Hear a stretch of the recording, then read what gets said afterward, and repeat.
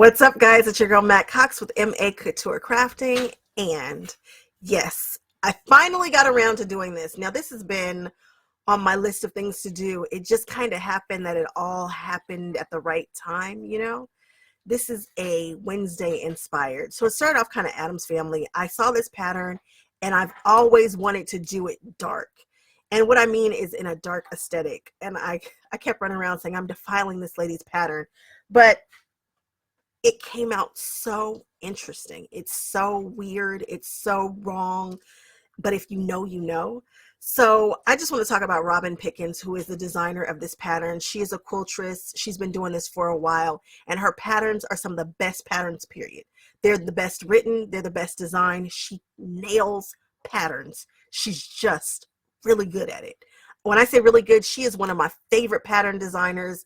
There are about 3 or 4 of her patterns that I am dying to get to. This was absolutely one of them.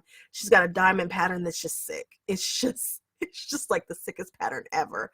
I am a huge fan of hers. I just am obsessed with wanting to meet her. She is special. Let's go through. I just want to show you guys some of her other patterns really quickly before I talk about this Wednesday inspired pattern. So this one here is one of my favorites, the Mod Flower box quilt, the block step, and then this is the one here that I took on, the Tulip season. Where's the diamond one? There's so many patterns, guys. There it is right there, Harlequin. This has got to be the coolest pattern ever. She has so many. I mean, I could just go through all of them, but this video is already ridiculously long, so I'm going to show you guys this pattern here. We're just going to blow it up so that we can see it. And we're going to load it, and bam. So this is the pattern that I did. And when I saw it, the elongated tulips just made me think just Morticia. It just gave me like Tish vibes. I don't know. It just did. And I did this quilt entirely out of batiks. And so it gives you that smoky kind of sultry kind of Tim Burton-esque vibe. Some of them I did all black, and what's weird is that there's just not a lot of contrast. It's a black background. If I were doing this again, I might choose a solid, still dark, but it would be a solid charcoal, not the black kind of grunge-esque that I got from Hobby Lobby. I wouldn't do that again because it's just too difficult to see, but it keeps with the mystery of Wednesday. Wednesday is very hard to read. This quilt is very hard to read, but if you know, you know. When I show this to anybody, if you know me, you totally get it. There's some double entendres. There's some things about this quilt that are just tricky and interesting. So let me tell you again, these beautiful elongated tulips. I might do this quilt again in a different kind of vibe, but that's just the first thing that I've always wanted to do when I saw it. I kept the flying geese in this quilt the same, and I kept this side, this right side and this bottom side the same. But then is when I got tricky, is when I got on this side here, and I chose to do a striped border. I've never done a striped border, and I've never done a miter before. I did not understand that I would need the quilt to be exactly lined up and to hit at the exact same point in order for the miter to look good. I got lucky. The miter looks okay. It's not, you know, the best, but it's cool. This is such a cool quilt. And then on the back, of course, I did Enid. There is a part in the Addams Family, in the new Wednesday series, where you're staring directly down a line, and on one side you can see Enid, and on the other side you can see Wednesday. And if you cut my brain open, that is exactly what you would see, is all the rainbows, all the giggles, all the fun. And then on the other side you would see my black and white stripes, my Tim Burton, my Sweeney Todd, my Alice in Wonderland, but like the dark version. It's just who I am. It was the perfect way to express myself in a quilt. I love to express my fandom through quilting, and so I'm hoping that you guys enjoy this as much as I enjoyed making it. This should be hanging at Road, so if you get a chance to come on down the road to California, please come by and take pictures and tell me that you saw my Wednesday quilt. All right, guys, I will catch you on the next one. All right, bye-bye. So I have started on my Addams Family inspired quilts. I've cut out all the pieces. There are a ton of these. There's more pieces over there. But the first thing we are going to do is do some stitch and flipping. Actually, this entire quilt is stitch and flip. And so if you haven't seen that, well, it's fun. But I have been trying to figure out what was going to mark these because I need to draw a diagonal line from corner to corner. And I just was annoyed because I couldn't figure out which one of my marking pens. And marking pens is just a thing right now for me. But the one that works out the best is going to be this friction highlighter. And this fabric is dark. It's super duper duper dark. It's got this darkness on this side, right? And then as you, when you flip it over, you've got this. And I'm like, well, shoot, how am I supposed to mark on that? But it looks like this highlighter is the best option, which is excellent.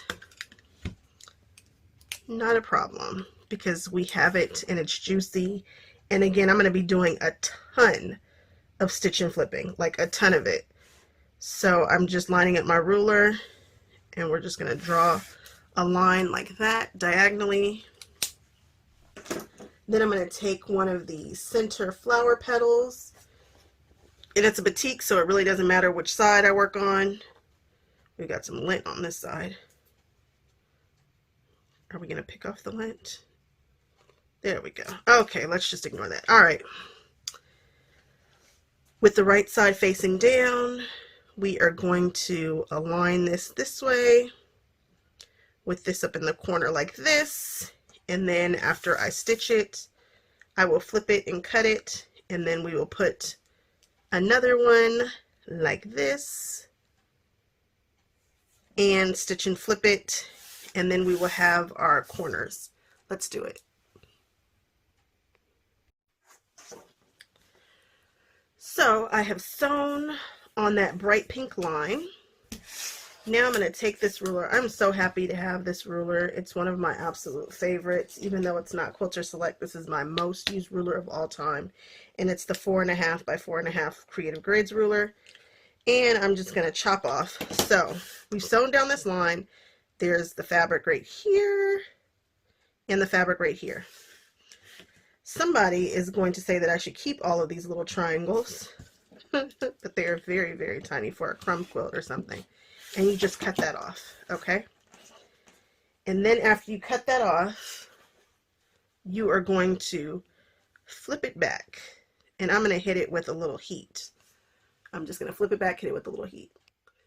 Now, when you flip it, you can do this, or you can take the time to press this open, which will reduce bulk because it's getting ready to get a little bulk in the center here. It's not so much that your machine, whatever machine you have, can't handle it, but you know, it's not going to kill it just to give it a little pressy press open. So give me a second. I'm going to hit it with the iron.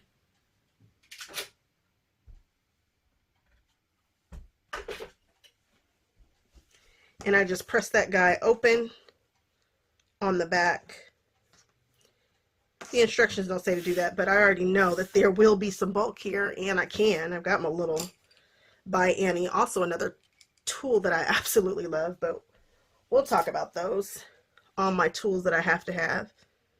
And so now I'm just placing this on the other side, and I'm going to sew it on that same line that I've drawn. And then we'll be done with this piece. So I have now sewn on that line. I'm going to do the exact same thing that I did before. I'm going to put my 1/4 inch line right here. And I'm going to trim off the excess. And there we have 2 tiny triangles that somebody is going to keep.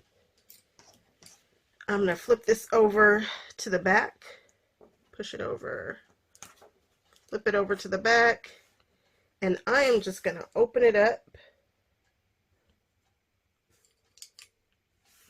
And I'm just using the back of this tool to open this.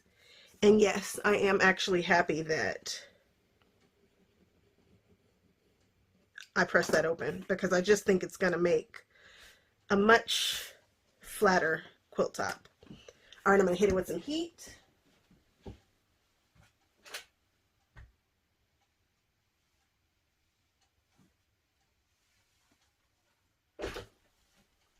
I just hit it with the iron, and this is what it looks like in the back. And now this is what this guy looks like on the front. Now, people wonder how I sew so quickly, and that's because I'm kind of a method sewer. I'm going to sew all of this shape. I'm not going to continue on, and I know there are some people who are like, no, I put the whole block together first to see what it looks like and to catch any errors, and there is some validity to that. I get why people do that. There are some times when I wish I had done that, but this ain't one of them times, guys. So I'm going to grab all of these, and I'm going to grab all of these squares. Now, I marked these. However, I have diagonal seam tape, and because this is so small, I actually don't need to mark them, which is going to make this even faster for me. So I'm going to just sew all of one side together. I'm going to throw one in all of these sides, then I'll trim, then I'll do the other side, trim, and before you know it, I will have all 21 of the center of my tulips done. They will all be done, okay? So you can see this is my diagonal seam tape. I don't have my guard on here, and I'm going to show you guys what that looks like when I grab one that is not marked. So here we have a petal center, and here's a square that is not marked, and I'm just going to try to make sure that it's up in that right hand corner. I'm going to turn it diagonal, and I'm going to feed it right there. And I'm making sure that this line is lined, this bottom angle right here is lined up with that bright red line. And I'm going to sew and just ride the red.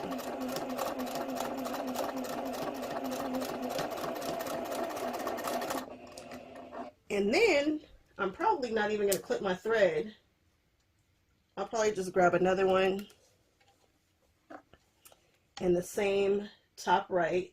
I'll grab one that's not marked again. Put it in that right corner. And there, for the size quilt that I'm doing, there's only 21 of these center pieces. So I'll just do this 21 times. And I'm not doing anything. I'm not clipping the thread. I'm not doing anything different. Matter of fact, okay, so I'm writing the red. I'll show you something else that you can do. You notice my presser foot is still down. I'm just throwing this in this corner, lining it up. I'm lining this up, and I'm just going to start sewing. My presser foot is down, so don't freak out, but just watch. Your feed dogs will grab it and move it on in for you, so you don't even have to take the time to lift that presser foot. And this is one of the ways that I sew quickly. I'm not the fastest sewer, but I'm certainly not the slowest either. I can produce quilts pretty quickly just off of little stuff like this. And that's how we keep this channel moving and rocking. And of course, when I'm not on camera, I put this guy all the way down and I make it go. All right. So I've just finished sewing all these on, and it did not take hardly any time at all. And so I'm wondering if I'm going to bust out my little thing to snip all these. It's like garland, like my spooky garland. But I think I'm just going to, and this quilt is going to be a little tricky with the sizes and what's what, so I did make some little labels really quickly. I just ripped up some pieces of paper and just threw those out there.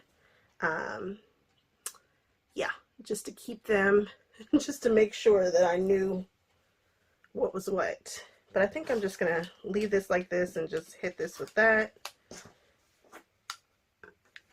And this is the process.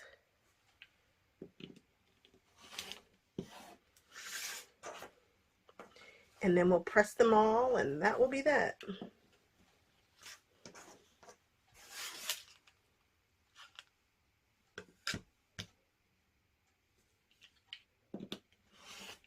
And again, I love this ruler because it has this cloudy area right here for the 1/4 inch, so you can just see it super duper fast, and I love this ruler for that.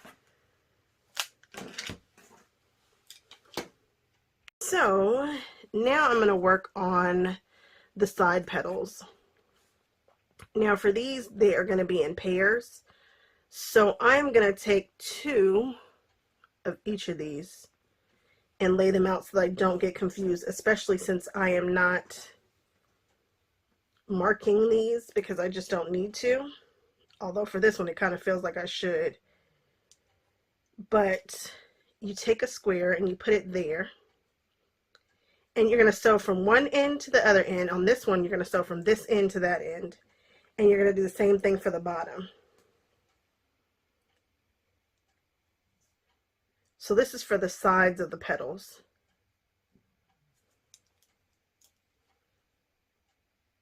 So we're going to have squares all around, and we are going to have, they're going to go opposite. So from this corner down, and from this corner down, and from, okay, we're going to mark them just like that. We're going to mark them. Okay, so we had to mark that because I was getting ready to mess up something. So I'm trying to figure out how can I be successful with this. And I think the best thing for me to do is, no, I'm not going to have to mark them, but they're going to sew from this end to this end, this one to this end, and then it mimics it at the bottom. It's the same. So what I'm going to do is split everything up into pairs, and I'm just going to take care of this right here first, all of them. Then I'll come back and do this side here. Then I'll do the bottoms. And I think if I just focus on one at a time, one section at a time, I'll be fine. That's what we're going to do. So first I have to make sure that the colors are right. These batiks, I was just looking at them, and there's just a slight tinge to kind of vary these super dark colors. So I have to be careful that I'm doing the right two. Because a second ago I had them all kind of mixed up. So here goes nothing. So I did just what I said I was going to do. I just went nice and slow. And I'm only working on one colorway. And I believe this colorway matches this set right here. And I'm doing 4 of each of the different colors and then 5 of the black. So that gives me a total of 21 tulips. But we're just going to take it nice and easy. If you get confused about which direction to cut, if you were to cut here, you'd be cutting into your piece, and you don't want to do that. So it's easy to tell here that this part needs to be cut. And the same thing if I were to rotate it, and that's what I'm going to do, you're going to be cutting that outside. So it's not difficult to know where to cut, because if I were to cut here, I'd cut this all off, and we do not want to do that. So again, I'm grabbing my favorite ruler, and I'm just putting this down here. And we'll just do that. And then I'm going to do the same thing that I did before, and I'm going to press all the seams open.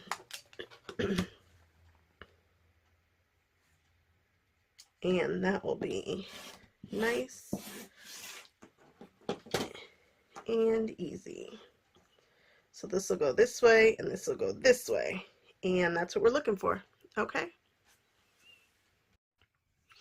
So I have sewn a couple of these blocks together. I should actually say more than a couple. And it's interesting because they're so dark. I was hoping for more contrast, but you get what you get. You don't throw a fit. But like, was I? I say I was hoping for more contrast, but really it's what it is. So it's Wednesday inspired. It should be dark. In person, this block here is, you can totally see all the different colors, and you can register what it is that you're looking at. But we're going to see. I don't know. I just don't know. But I want to show you guys how I have been sewing these together. I have got the side pieces Everything was flip and stitch. Every single piece of this, for the most part, was flip and stitch. This part has been pressed out. It looks really weird because there we go. That's actually wrong. This goes here, this goes here. Okay. And this goes this way. All right, there we are. So we've got these parallelogram shapes and then the little house shape in the center. Then we have flip and stitch for the stems. So both sides, I know it's super dark, it's hard to see, but the stems are right here on this side. And you flip and stitch both of these sides. So I have stitched, I haven't done the flip yet. And then the stem goes down the center. So I have some pieces missing here. These are the little parts of the stem that are down here at the bottom, which make this such a cool shape, which is this shape right here, these two. And it goes together pretty easily. I decided to, in pressing, this shape here, you sew these two together, and then I decided to press out. And these here, I decided to press everything going in, and then from this side, everything going in toward the center stem, and it nests beautifully here. You see I've got some nice sharp points, and it makes a beautiful tulip. And that's the block. It's not super duper difficult. I still need to press these open. With the flip and stitch, I decided to press all of these open. So I actually opened that seam. It's making for a much flatter, less fussy block. So I'm going to go on ahead and put together this last colorway. I did four. Did I do four different? I did four different colorways. No, four or five. I think I did four different colorways. We did this blue, we did the all black, we did a dark blue, we did a purple, and then we're doing this one. So I guess we did 5 different colorways. And then after that, we've just got to lay them. Actually, then after that, we have to make a bunch of flying geese. Flying geese that go around this. And that's where we're going to get funky. We are only going to do the bottom and the right for flying geese. What? Yep, that's the idea. And we're going to introduce another, or the last different color fabric, and then we will keep it going. So let me finish this block up first. I'm going to open these up and then just sew it all together.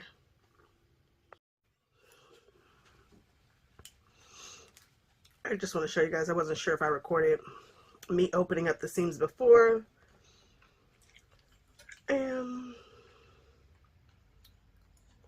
Here we go. I just give it a opening seams takes time. It's getting around it. It is what it is. You can try to do it with your iron, but that is when I get burned. So I don't want to do that. And this is what all the flipping stitches, I mean all of them, have taken.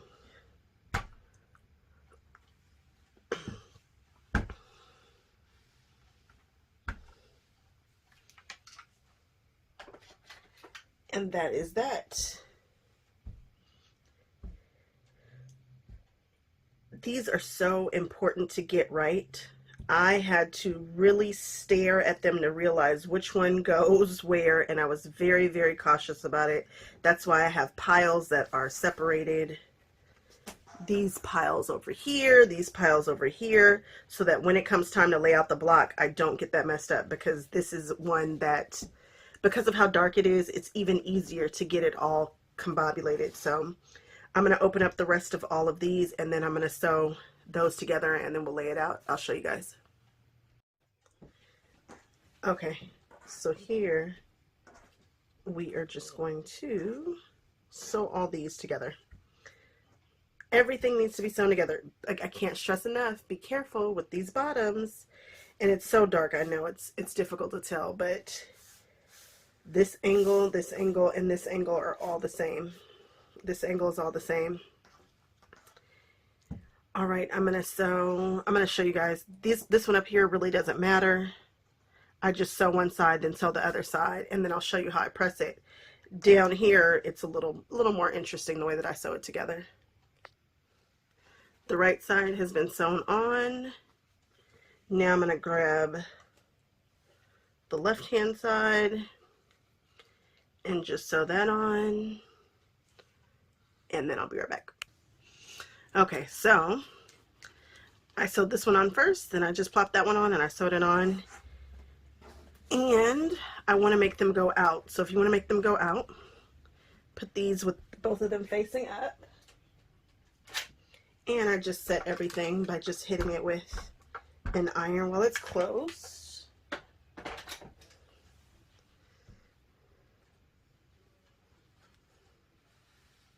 And I'm just going to open it up and just kind of feel it and make sure everything is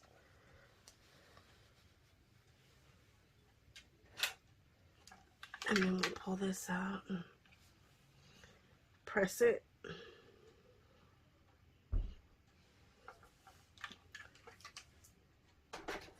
I don't know if you can see, but these are lining up beautifully right there. And again, all my seams were pressed open. And I didn't pin anything. I just kind of am letting life happen naturally with these. It's so dark that I don't know. Well, you can still see. All right, so I'm just opening it up. I'm just gonna press that open.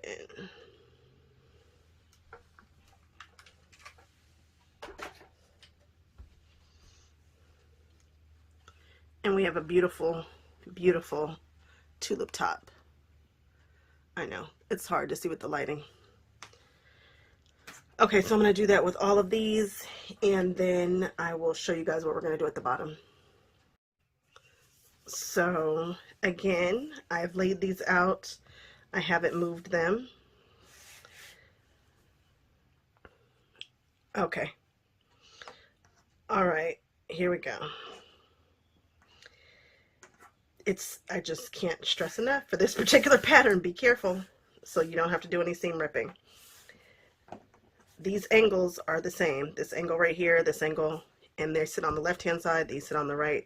The first thing that I do is I take this and I flip these right sides together and I sew all of them. All of these are going to be sewn just like this. I'll be right back. Okay, so this is what it looks like. And then you just press it back, and then I'm going to place it here. Do the same thing to the side. So I did this side. Now we're going to go on ahead and do this side. And all I'm going to do is take this and flip it to be sure that we're not sewing anything on the wrong sides and not getting anything crazy. And then I'm going to sew down this side. And I'm going to do that to all of these. Okay, so again, I want these to all be facing towards the center, so I'm going to put the center up, and then I'm going to hit it with the iron.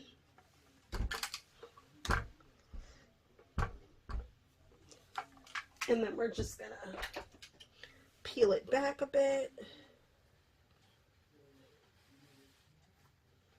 And just make sure that it's all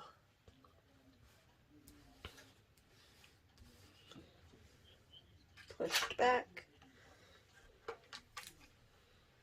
because I want my seams to be right so that they nest properly.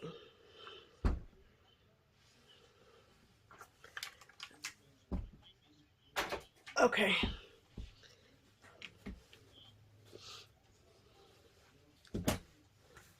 All right, so I will sew this side to the center strip first. Then we've got to press it. Then we're going to sew the other one to the other side. I know it's a lot.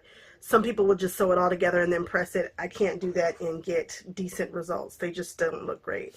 So I'm going to sew this to the center strip, press it, and then sew this side, then press it, and then the bottom part will be done. So I have sewn this together. I've got the black strip up facing me because I want everything facing in. And I'm going to flip that in, and we're going to press it.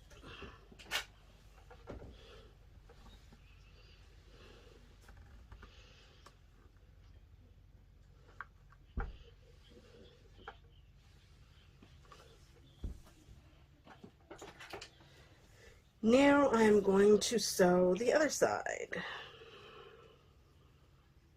Yes, this takes time, but it looks good. You know, it looks good.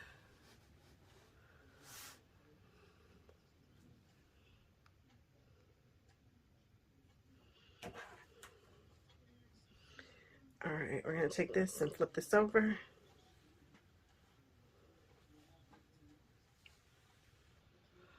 All right, so I've just finished sewing this, and we're just going to press it.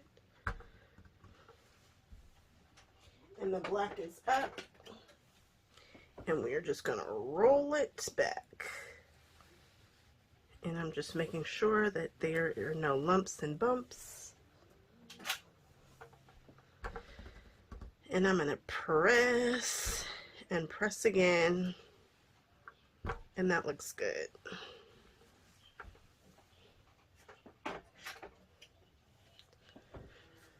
All right, so now this is the bottom of our tulip block. So in order to finish this, we're going to put right sides together, and we've got the two sides going out this way. And when we look here, we've got these two coming in, and so they'll nest right here.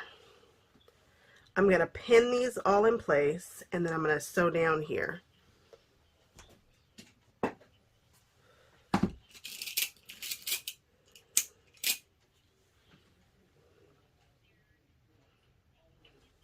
And I'm going to just pin these in place so that they're going opposite directions, so that we get a nice, beautiful finish.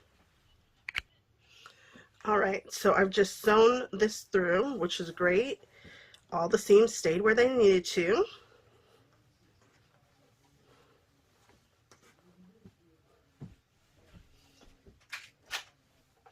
Hit it with the little heat.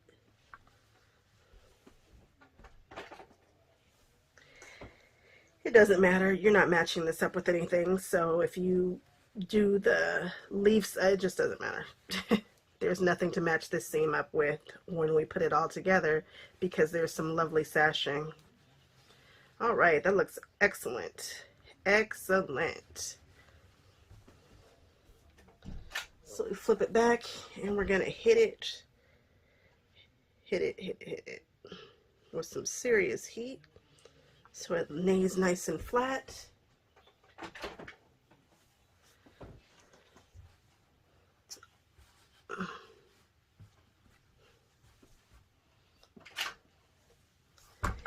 And there we have another gorgeous tulip. Tulip is gorgeous.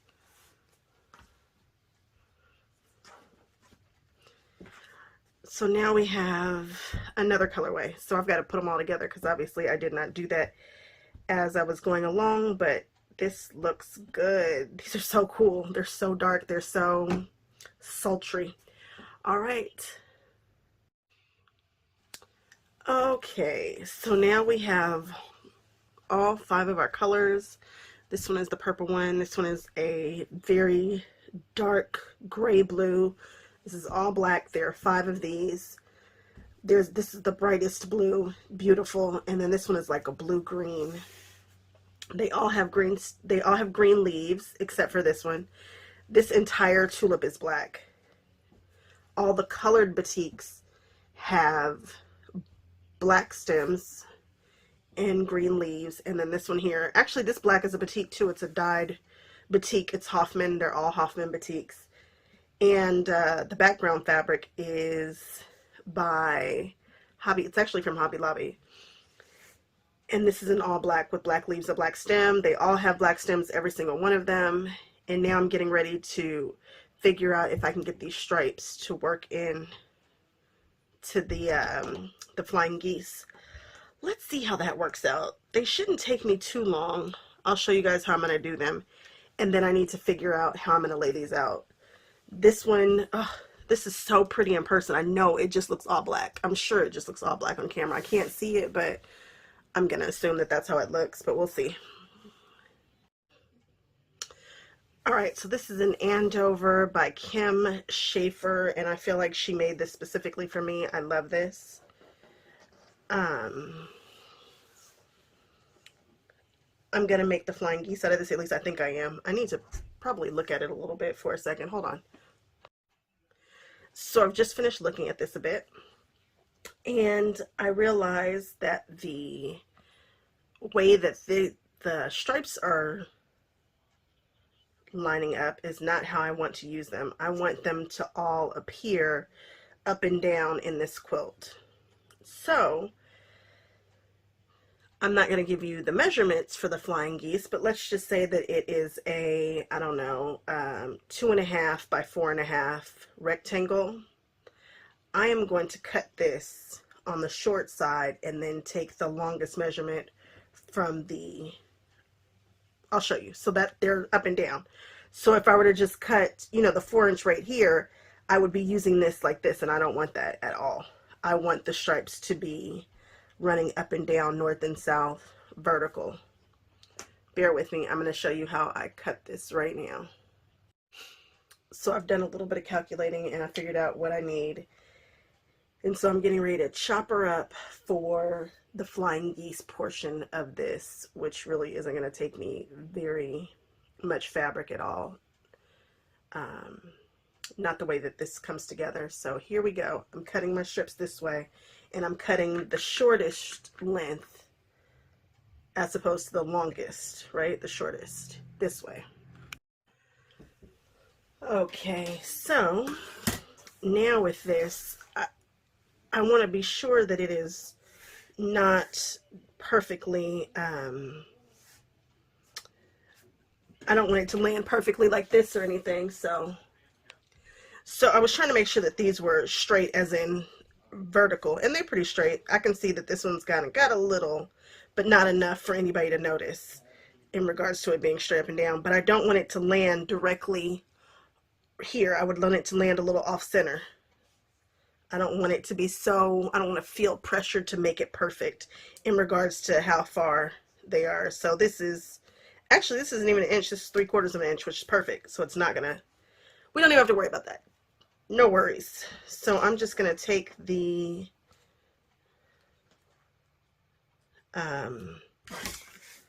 this little selvage off.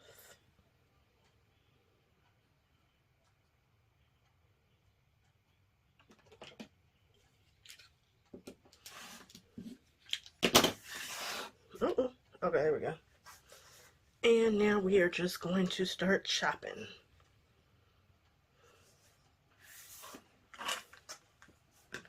I'm going to see where it lands. Am I okay with that? Yeah, I think it's okay. Yeah, that's cool. All right, doing it. All right, so I'm able to get 2, 4, 6, 8, 2, 4, 6, 8, 10, 12 of those out of one strip. Great. Now I'm getting ready to make a flying geese. How, you may say? I am going to take this square and I'm going to sew it right sides together, of course, at an angle. Then we're going to flip and stitch. This is an entire flip and stitch project. I'm going to go from this side down to this side, because again, we're making flying geese. Nice and simple. We're going to flip and stitch. Just like I said, I sewed that line. I shortened my stitch length to 2.0. I usually sew around a 2.5. Now I'm going to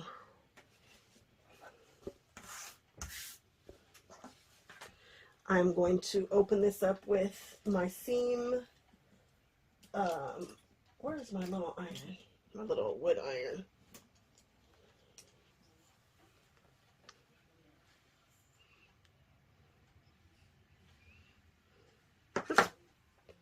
That's pretty.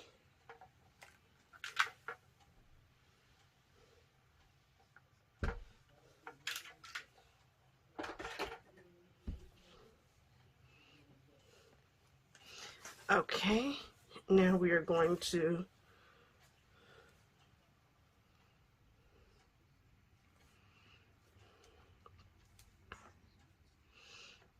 okay.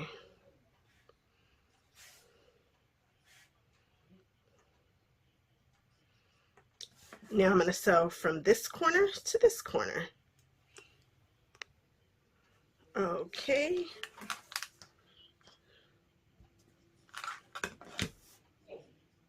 And we are going to cut this off.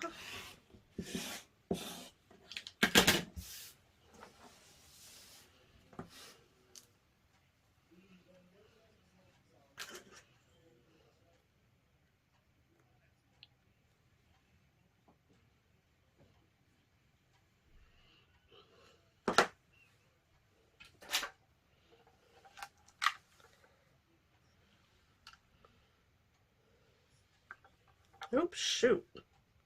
I just hate when that happens.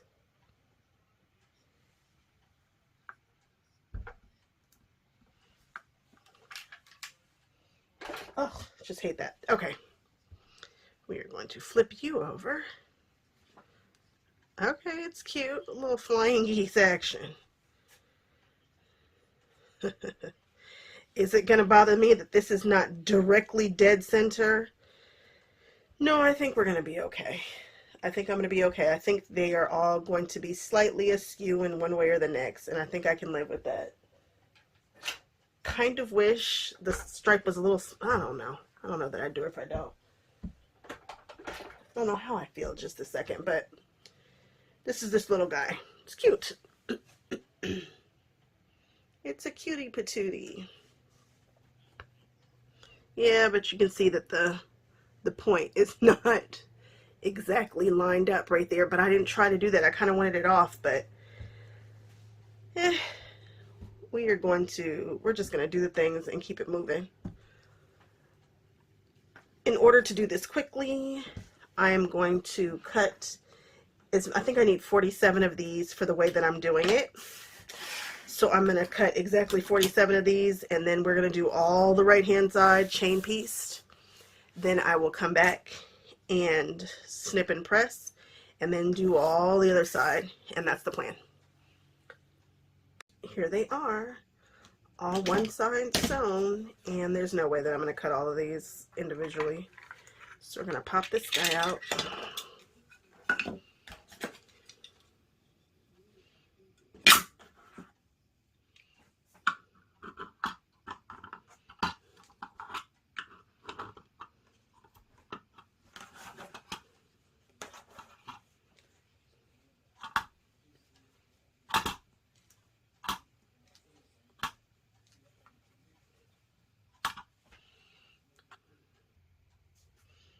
And now I'm just doing a few of these.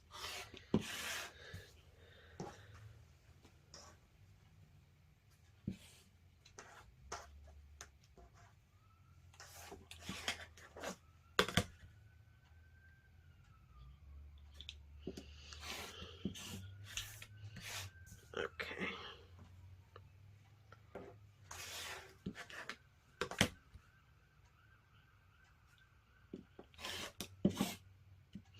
I need to switch this blade. Batiks are hard, and I was cutting on a non-healing mat, which is a no-no, really, if you can avoid it.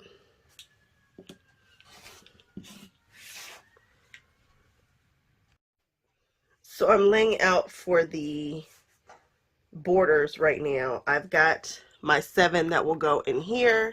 And for the borders, I'm only doing a side down here and a side down here. I need 20 of these this way. I need 21 this direction. And so what I'm trying to do is kind of be cognizant about black, then gray, black, then gray, black, then gray. And so I'll lay these out for the entire, for my entire mat, and then I'll sew them all together, and then I'll do the next one and I'll sew them all together. Just trying to keep it so that visually you still get the tin effect. So I've gotten my rows sewn together the way that I want them, and we are going to just do like we've been doing. Everything is flip and stitched, so everything has these open seams, and we're just going to stay with that. I probably could press them to the side, but based off of the way that these come together, I know that that would just be a lot of bulk, and I really don't want to have any just little super knots in my quilt. You know, you're laying on the quilt and you feel a little knot, you're like, what on earth? So I'm just going to go through, open up all of these. If you don't have a little wood iron or a seam roller, I tell you, you're going to want one for this. This is my favorite guy here. I got him at Road, like the very first time I ever went, because I thought it was gorgeous. And I have a couple different ones, but this one is absolutely my favorite. And again, for this particular project, I think it's a great idea to have one. You can, of course, open these up with your iron, but you will be fidgeting with a very hot iron, and just, it's easier just to open them this way and then go on ahead and hit it with iron. Okay, now that I have kind of opened them all up so that they're not so so closed up, I like to put a little tension when I am pressing, just a little bit, just to be sure that those seams are all the way open on the front. So I'll just hit it with this, and then I'll just go through and just give it a little, and I'm just trying to be sure that these guys open up just a touch. And then we're going to keep going.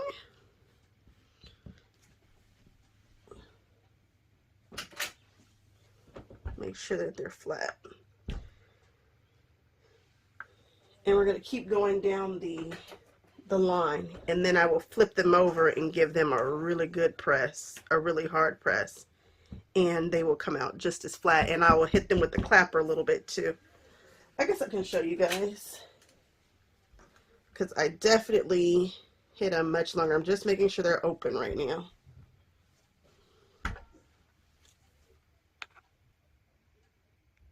And now that it's laying pretty much flat, I will turn it over to the front and press it hard so that it lays very, very flat.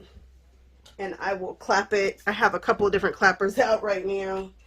I've got the traditional one, I've got the block one, whichever. This one works really well for this particular size. I even have one that's super long that I don't want to pull out. But yeah, I'm just going to, you can even hit it with a little best press, or my absolute favorite spray, which is the Quilting Magic. And I just received my full box of that. We'll talk about that soon. And I'm just going to clap it a little bit, which is just like hammering your seams. Same thing. Clap it, and that baby is flat. You can leave it on there until it cools, depending upon how much time you have, but you talk about some flat seams. That is flat, flat, flat. Oh, I love it. Flat. Look at that. That's flat. Love it. And then we will do the same thing. We'll move this guy over. And I just put a little tension just to be sure that it's, everything is open. Remember, when you're using 100% cotton, it can take some heat. It can take some heat. It can take some steam. This is not fabric that is weak. This is some strong fabric.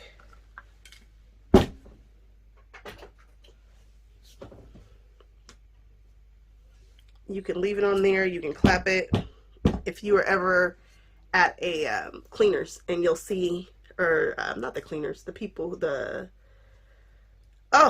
people who mend the things, the tailors. they will clap. You'll hear them knocking it. Basically hammering that seam so it lays super flat. I love clappers. I prefer them in the block style because we make quilt blocks, but they were more easily found in this shape. What's going on with this one? Lay open. All right. And of course, on my ironing board, I can do this in one fell swoop, but on this little thing here, and I know people freak out because I'm ironing on top of a wool mat on top of my cutting mat. This little bit that I'm doing is not a big deal, but I wouldn't suggest doing a whole lot of this because it does eventually warm up under the mat, and you do not want to warp the mat underneath.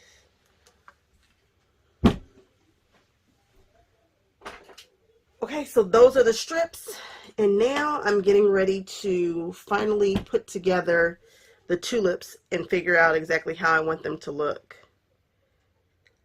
And the borders will be pretty much done. Again, I'm only doing 2 borders because I'm weird and I want to see how cool this can be. How obscure I can get my Wednesday inspired quilt. Boy, that's flat. Oh, it's going to sew so easily. I guess while I'm here, I can show you guys this. I chain pieced this so it looks a little funny because I didn't snip either side. But these are just the 7 that are going to go actually in the center design of the quilt. So I'll cut one off. And all this is an extension. Beautiful. And I'm not going to press those open. I'm just going to press them back this way, away from the seam. Why not in? Because you do not want to create more of an issue, more bulk that way. You want to take the path of least resistance when you can, and since it doesn't need to match up with anything, we are going to press these going outward because it's just the best thing to do. And that will be that.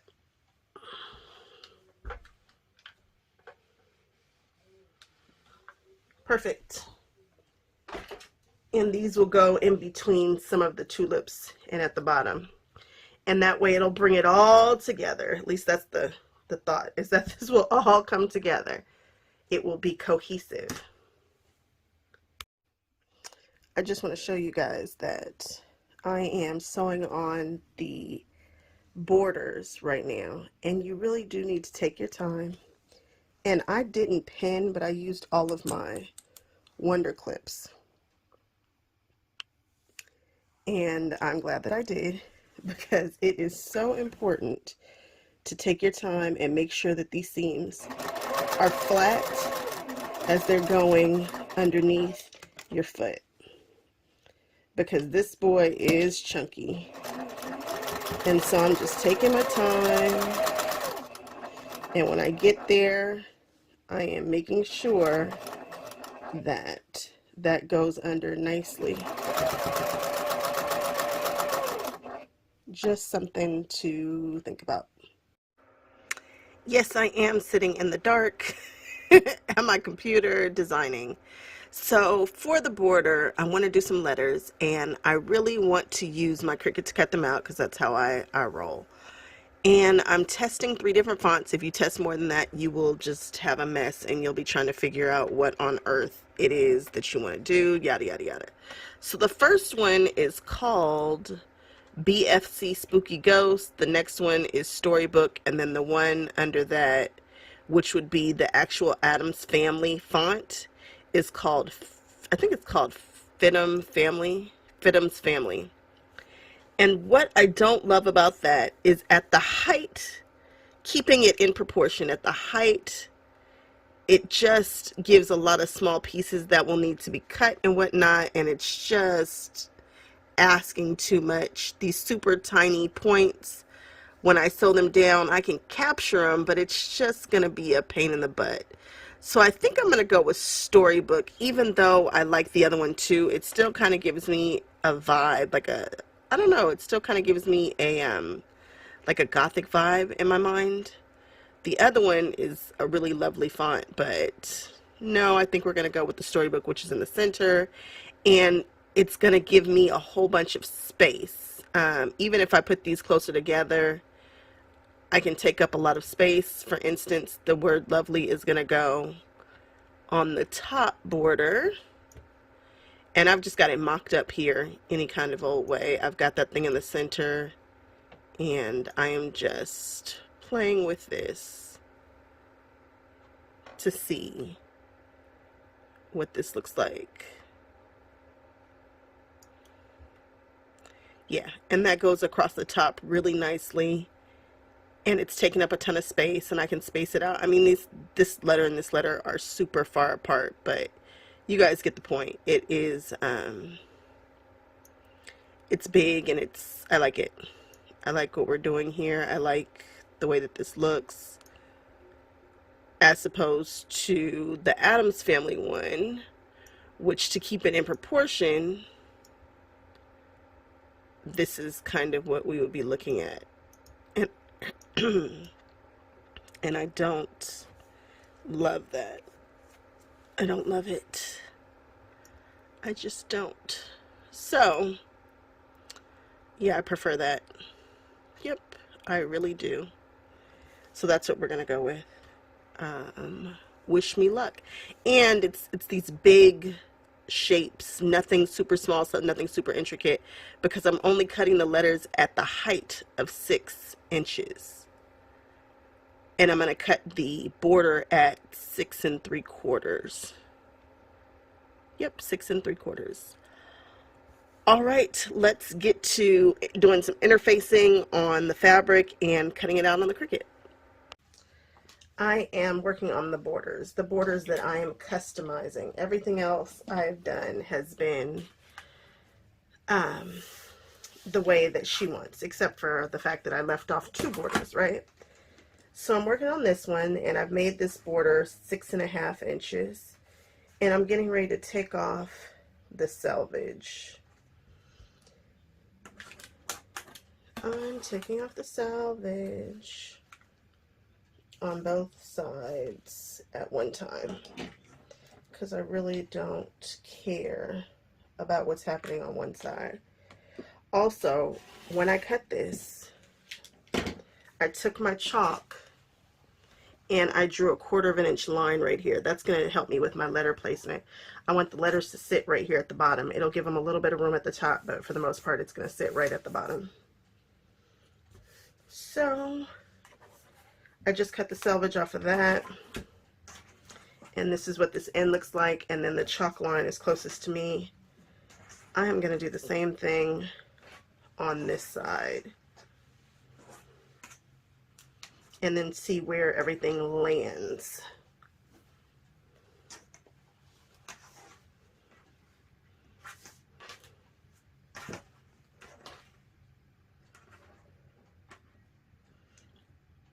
At this point, I'm trying to make things straight as possible, and we're just going to take this off here.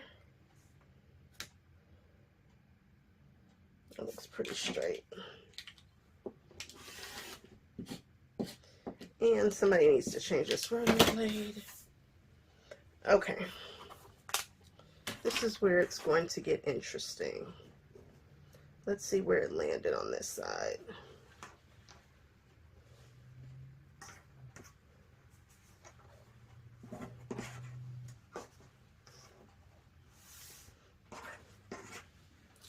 Now both of these are here at the bottom,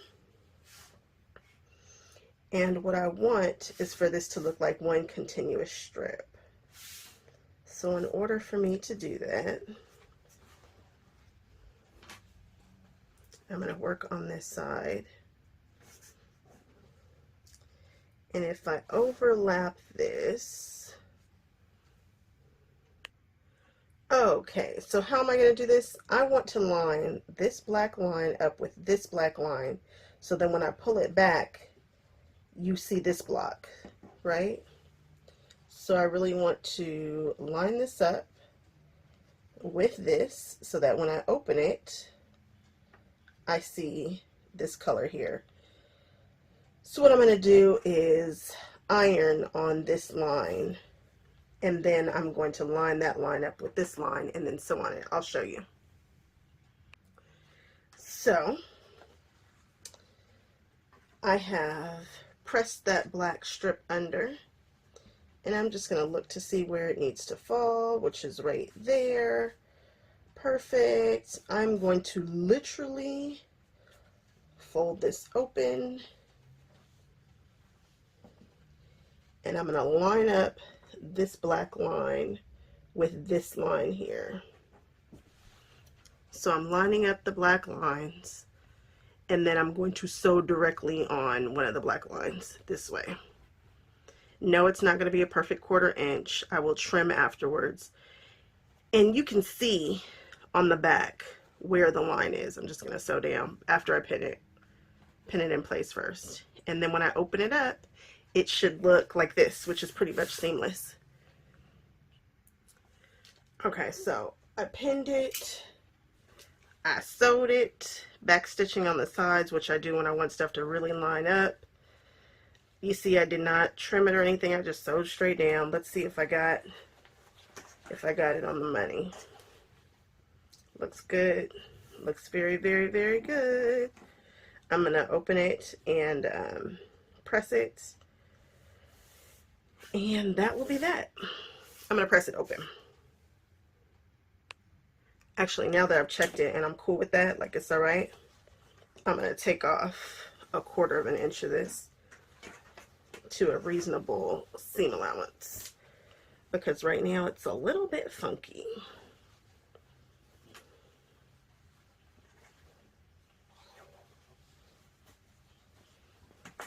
There we go.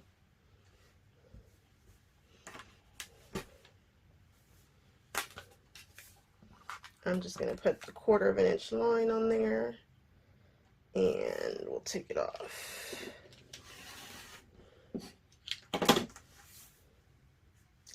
And I'm going to press the seams open, and that line will just continue on, and that works for me. So I'm working on the top border of my quilts. This is the last one. I've just got to sew these letters on, which takes a minute, but I found center here.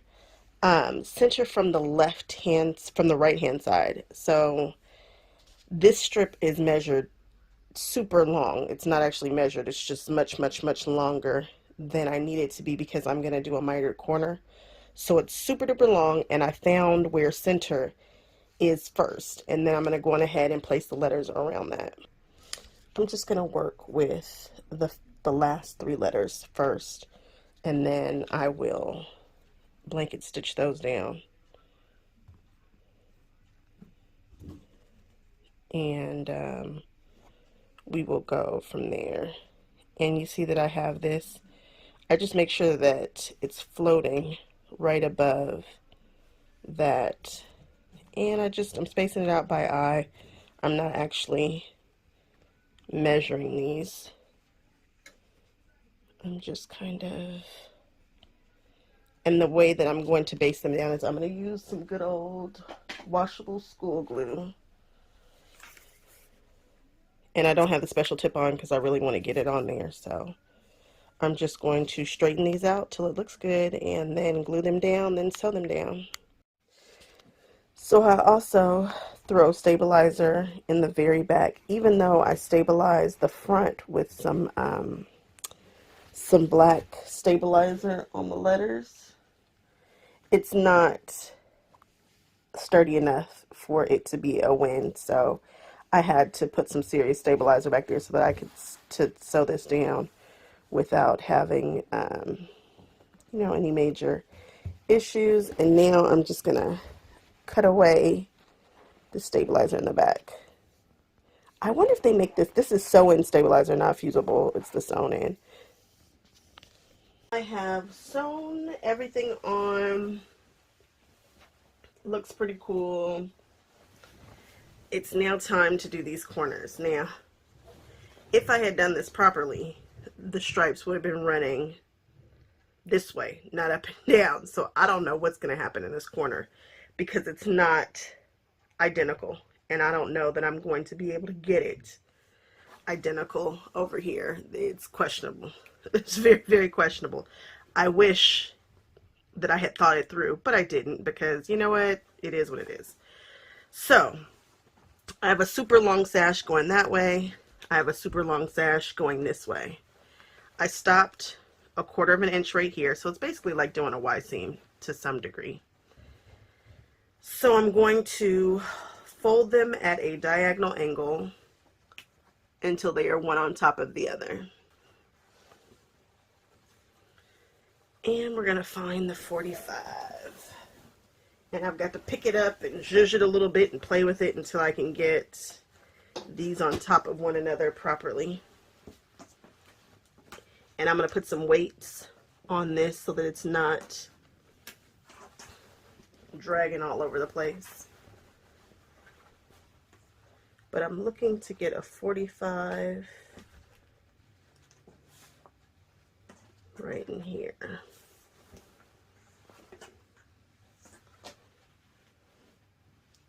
And this is going to take me a bit of time to get it right, but no worries, I've got it. I've got the time.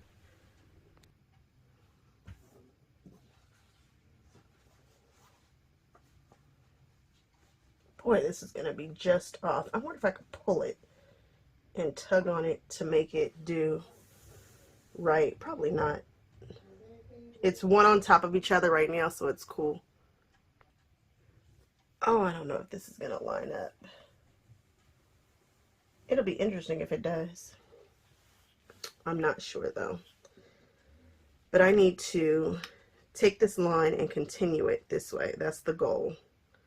This line right here, the 45, needs to be going all the way through. And so I'm going to grab my ruler and see if I can't.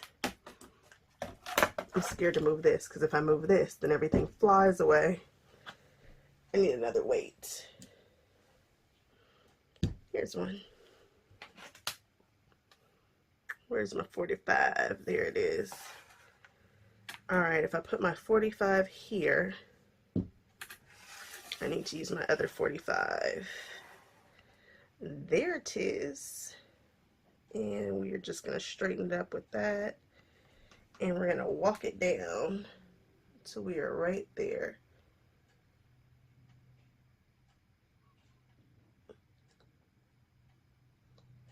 And we're going to keep going until we get what we need. I need a smaller ruler is what I need, because this is all in my belly button. Getting another ruler. So I'm just talking to nobody. I put my 45-degree angle, this 45-degree line here. And we finessed it and played with it a little bit until we got it right where we wanted it, where it lines up perfectly here. And now I'm just going to throw a couple pins in there to try to be sure that this does not move. I hate pinning sometimes. I just don't love it.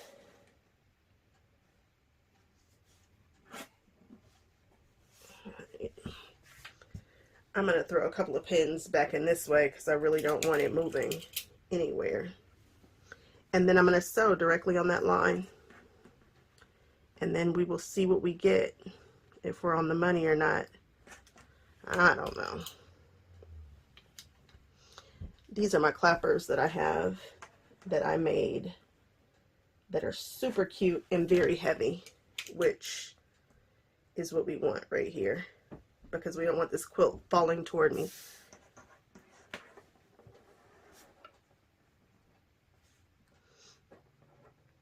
Just throwing in a couple of pins. Oh, I'm scared. Are you guys scared? I'm scared. Worst thing that happens, we just have to rip it out and start over again. Who wants to do that though? I don't know. And remember, I stopped right here, a 1/4 of an inch away, which is good. This math looks good, guys. So I'm hoping that I stop right there again and it catches, there's no hole. All right, let's sew it. Okay, so I sewed down, I took the pins out, and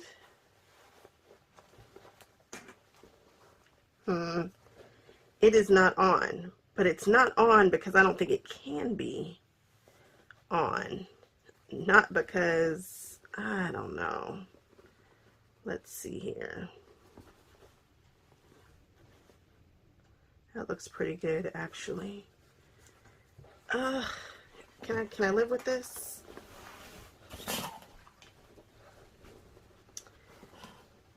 Because of the way that I've sewn my stripes together, and it's just a hair off, but I don't know if I can pull that so that it needs to go up by maybe 1/4 of an inch. Or can I just live with this? I think I better just live with this before I mess around and mess up something. I think I can live with that.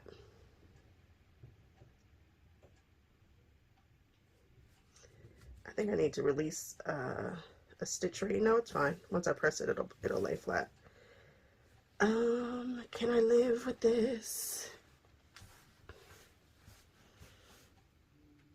I better move on with my life because I could be sitting here trying to pull and tuck and nip for the rest of my life, knowing me. Let me know if you would live with this or if you would be like, nah, take it out, start over. I know some of my people would be like, absolutely not. And some of my people are like, girl, walk away. Walk away. I don't know if it's so close. It's funny that it's not off more. But had I known that I was going to run into this, I would have probably, I don't know that I would have done the stripes this direction. Who knows? Who knows? This is cool though. It's definitely a mitered corner, but it is not an exact lineup. We're going to live with it. We're going to live with it. Let's move on.